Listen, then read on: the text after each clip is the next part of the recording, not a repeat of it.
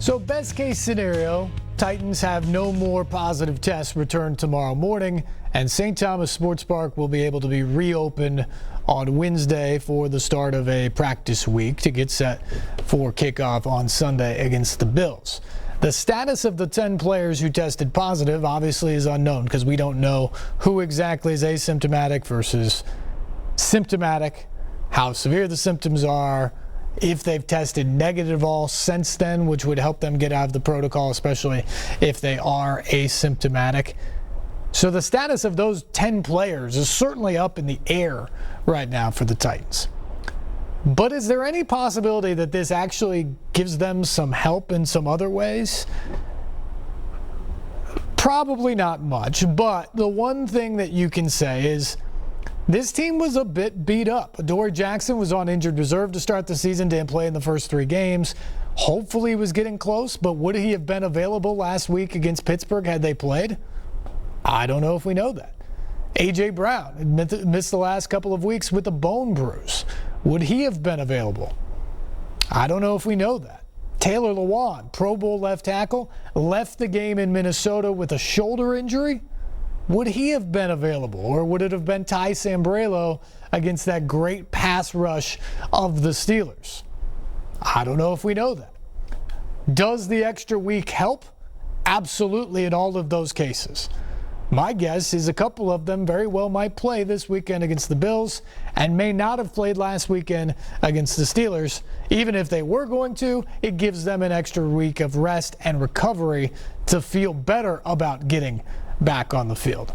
Obviously, that's not the trade you wanted to make in this sense with the COVID-19 positive cases and tests in the building.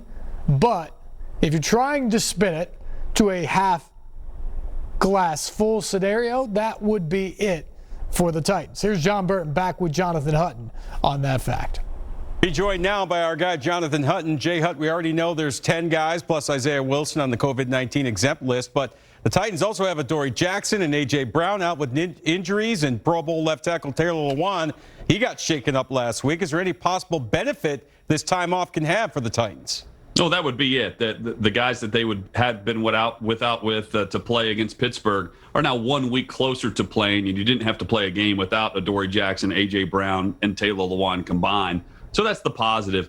But they're actually deeper in the woods with their roster. You mentioned the players, and it includes 2 of their starting defensive tackles, their slot receiver and Adam Humphries.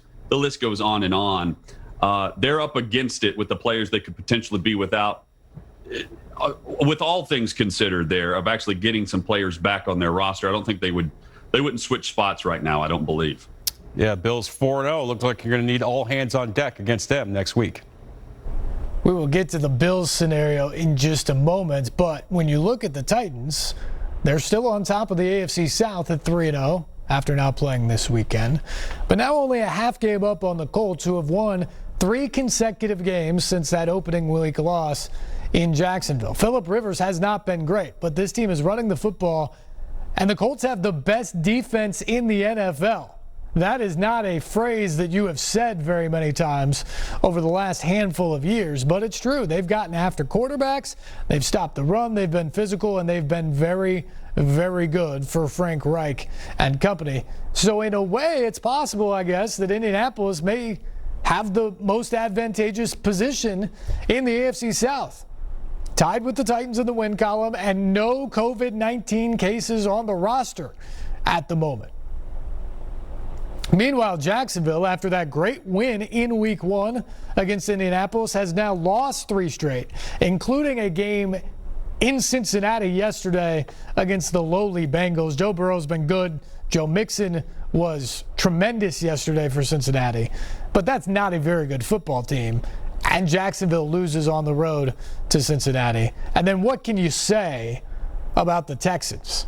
A team that won the division 4 times in 6+ years under Bill O'Brien, but now 0-4. The schedule was brutal, no question about it, but yesterday was their opportunity, taking on a winless Vikings team that itself was desperate and needing a win at home, and Houston could not get off the mat and get it done. And that was the final nail in the coffin for Bill O'Brien, who again ends his time in Houston 52-48 with 4 division titles in 6 years, and then this being the 7th, but an 0-4 start this year. And so he's out, Romeo Crennel in as the new interim coach. Jonathan Hutton helps JB size up the AFC South with the Titans idle because of this COVID-19 saga, and everybody else going in opposite directions within the division. Jay Hutt, as we take a look at the division, the Titans are still on top despite the COVID mess they're going through. The Jaguars are leaking oil, and the Texans pretty much done now at 0-4. It feels like the Indianapolis Colts are in a great position right now in the AFC South. What say you? I agree. You know, Phillip Rivers has been so-so. Their defense has been excellent. They can get after quarterbacks, they can run down running backs, and they can cover on the edge and the perimeter as well. That's where Indy has really surprised me, is on the defensive side of the football. Jacksonville, they can still run with teams. They can put up points. They just can't close in games, and they did it again today. And Houston, despite the terrible scheduling that they had, they faced a gauntlet right out of the gate. A terrible loss today against a Minnesota team that couldn't even get in their facility until this past Thursday. Who would have thought Old Man Rivers has the Indianapolis Colts at 3-1? Yeah, they are there, but now the Titans turn their attention to a 4-0 Bills team. Fingers crossed that this game is going to get played on Sunday at Nissan Stadium. Kickoff at noon.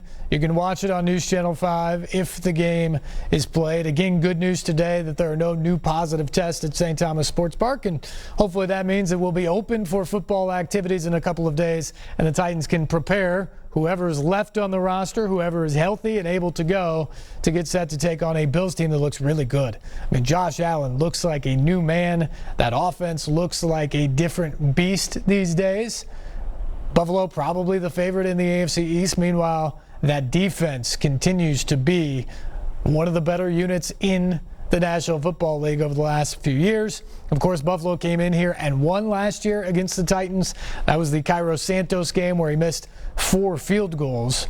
This will be a showdown in the AFC. Figure to be teams that will be in the playoff hunt. Figure to be teams that will be in the contender conversation at the end of the year. Teams that are on top of the division that they are in right now, respectively. It will be a big, big game. How will the Titans get prepared for it? Jonathan Hutton with the keys to the game.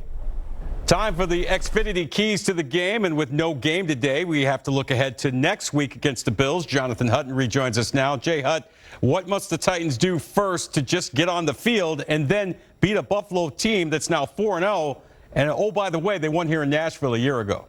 Yes, they did. They've been the bugaboo on the schedule for the Tennessee Titans. But point number one, you mentioned just get on the field, and that means consecutive days without positive tests within the Nashville testing bubble that the Titans are having to go through right now. They need consecutive days to reopen in Metro Center. So that's point number one. Number two, they've got to get after the quarterback some. JB. Josh Allen has been excellent. He's had plenty of time. He's on an MVP pace, 4 and 5 wide now in Buffalo. That's different than what we've seen. And their defense is what we've seen in the past. They play really well on the back end, a pair of safeties that are amongst the best in the league, very athletic at linebacker. This will be the toughest test to date for the Titans if they can play in Week 5. Yeah, fingers crossed that we can play a game next week. Jay Hutt working hard for us on a Sunday. Always appreciate it. Always great being here. Thanks, guys.